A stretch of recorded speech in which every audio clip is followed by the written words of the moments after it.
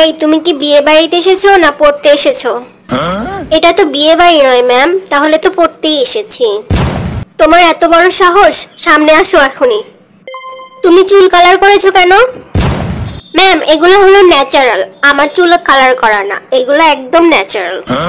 আমি কি দেখতে পাই না নাকি আপেলের মতো টসটসে লাল রং করে এসেছো, আবার বলছো ন্যাচারাল?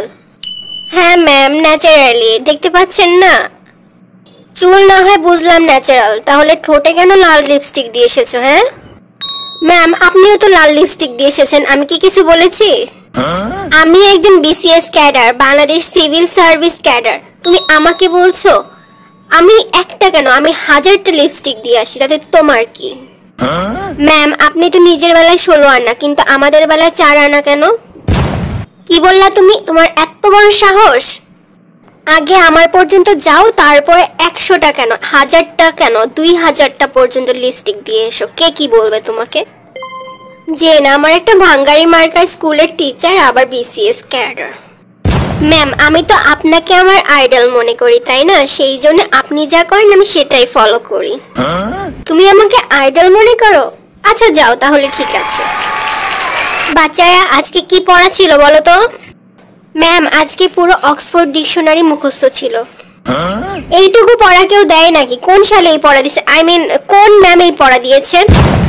ম্যাম নুন্নাহার ম্যাম এই পড়া দিয়েছে। আচ্ছা নুন্নাহার ম্যাম যখন পড়া দিয়েছে তাহলে ঠিক আছে। আচ্ছা বলো তো 850 নাম্বার পেজে কি লেখা আছে? 2 নাম্বার পেজে কি আছে সেটাই জানি না, 850 নাম্বার 100 পৃষ্ঠাতে কি আছে সেটাই তো ম্যাম বলতে পারবে না। এই কে এই কথাটা বললো? ম্যাডাম এই যে মিনি বলল। তোমাদের মতো বেয়াদব স্টুডেন্ট আমি কখনোই দেখিনি, জীবনেও তোমরা ভালো কিছু করতে পারবা না আমার মতো। ম্যাম এত পড়া কি মুখস্থ করা যায় বলেন? এই পাতলা বইটাকে বলছো এত পড়া, তাহলে জীবনে কি করবা তোমরা? আমার 15 বছরের ক্যারিয়ারে আমি এত খারাপ ব্যাচ কখনোই দেখিনি। তোমরা তো পাসই করতে পারবা না, জিপিএ 5 তো দূরের কথা। নিজের তো উচ্চারণ করতেই দাঁত ভেঙে যায়, আবার আমাদের বড় বড় লেকচার দেয়। এই এক কথা শুনতে শুনতে কান পচে গেল। আচ্ছা শোনো, যতদিন পর্যন্ত এই বই শেষ না হচ্ছে এই বই পড়া থাকবে। ম্যাম যেভাবে কথা বলে গেল এখন তো আমার ভয়ই লাগছে। আরে এত ভয় পাস না।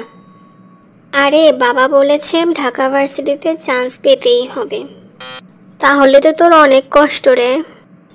আর বলিস না, আমার বাবা দাদা দাদার বাবা সবাই ঢাকা ভার্সিটি থেকে পড়েছে, আমাকেও তাই চান্স পেতেই হবে। কি বলিস? তাহলে তো তোর অনেক বড় সমস্যা। আমার ভাই এইসব ঝামেলা নাই। কেন তোকে কি পড়তে বলে না? আরে আমার মা বাবা দুজনেই তো টিকটকার, তাই আমার ওইসব কোনো টেনশন নেই। আমি তো বড় হয়ে টিকটকারই হব। তাহলে তো সেই, তোর তো কোনো পড়ার টেনশনই নেই। কিন্তু আমার না টিকটক করতে একদমই ভালো লাগে না।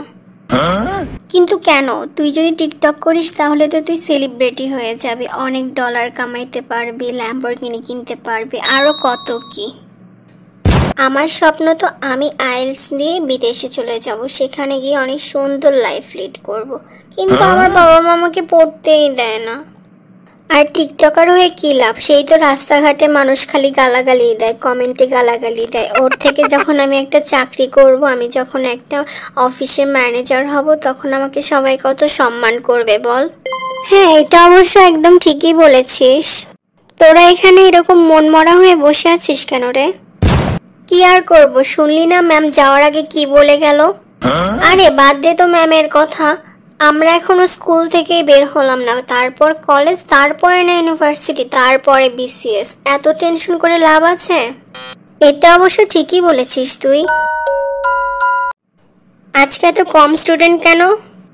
ম্যাম আজকে সকালে একটু গুড়ি গুড়ি বৃষ্টি হয়েছিল না, তাই আজকে অনেকে আসেনি। এইটুকু বৃষ্টির কারণে কেউ স্কুলে আসা বাদ দেয়? আরে আমি তো 2007 সালে যখন সিডর হয়েছিল সেই দিনও আমি স্কুলে গিয়েছিলাম, কেউ এসেছিল না, আমি একা গিয়েছিলাম। সত্যি ম্যাম, সেই দিন তো গাছপালা গরু ছাগল সব পানিতে ভেসে গিয়েছিল, কিন্তু আপনি কিভাবে স্কুলে গিয়ে পৌঁছালেন? যখন সিডর এসেছিল না তখন আমি হেরিকেন নিয়ে পড়ছিলাম, পানি ঢুকে হেরিকেনের বাতি নিভে যায়।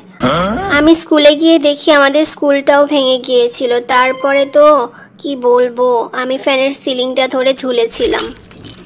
কি বলেন ম্যাম এইসব? তাহলে তো আপনারা অনেক কষ্ট করে পড়ালেখা করেছেন। হ্যাঁ, আমরা তো 7 সমুদ্র 13 নদী পার হয়েও আমরা স্কুলে গিয়ে পৌঁছাইছি। আমরা ছিলাম 50 ভাই বোন। আমরা মাসে একবার ভাত খাইতাম। এখন আমরা সবগুলা ভাই বোনই সরকারি চাকরি করি। কি বলেন ম্যাম, আপনারা 50 ভাই বোন? ম্যাম, আপনার বাবা মা এতজনের নাম মনে রাখতো কেমনে? আমার বাবা মা একটা খাতায় সবার নাম লিখে লিখে রাখতো। আপনাদের বাসায় তার মানে অনেকগুলা বিছানা, তাই না? আপনারা এতগুলা ভাই বোন ঘুমাইতেন কেমনে? আমাদের বিছানা ছিল ঢালা বিছানা। আমরা এক বিছানায় 20-25 জন কইরা ঘুমাইতাম। ক্লাস শুরু না হইতে হইতেই ঘন্টা পড়ে যায়। আচ্ছা যাই হোক, কালকে এসে আবার তোমাদের সাথে গল্প করব। ম্যাম, আপনি তো কিছু পড়াইলেনই না। এত পড়া করো কেন? হ্যাঁ, এই বইয়ের মধ্যে কিচ্ছু নেই। বইয়ের পড়া বাদ দাও। আমার কাছে শিখবা কিভাবে 7 সমুদ্র 13 নদী পার হয়েও পড়াশোনা শিখতে হয়।